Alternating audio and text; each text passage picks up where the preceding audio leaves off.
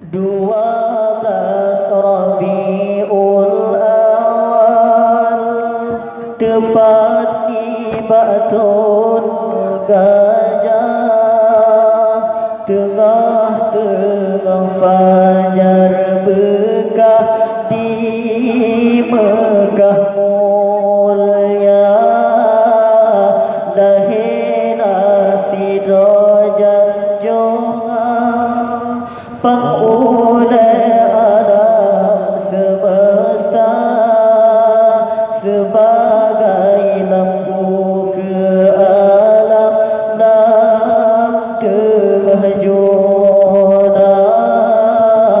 Muhammad tersebut nama.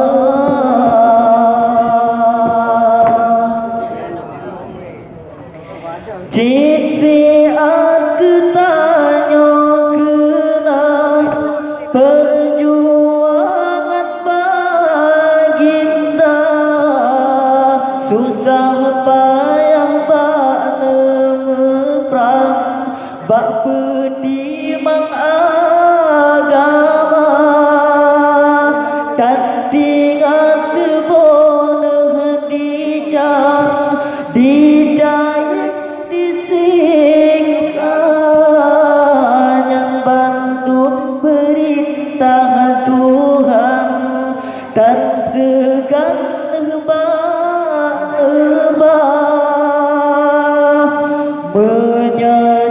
menyacacian sang Rabbiasa,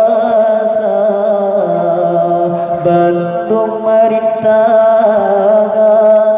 hana nekira,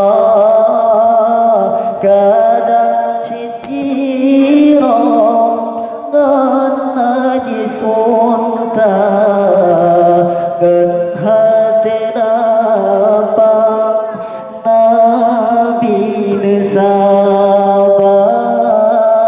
12 Rabiul Awal tepat di Batun Gajah, tengah-tengah fajar bekah di Mekah mulia, lahirna Sidrajan Jongang pengoleh alam semesta, sebagai lampu ke alam dalam terjuna.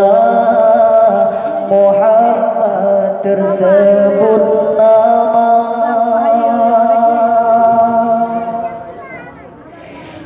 Jiksi aku tanya kenang perjuangan baginda, susah payah nemerang, bak pedimang agama,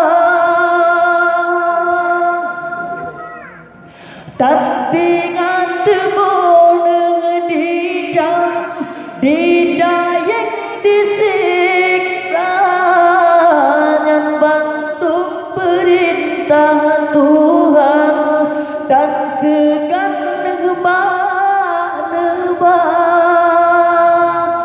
menyacacian sang Rabbiasa, Bandung merintangan hana nekira, kadang citira dan najis unta, dan hati napang Nabi Sabah.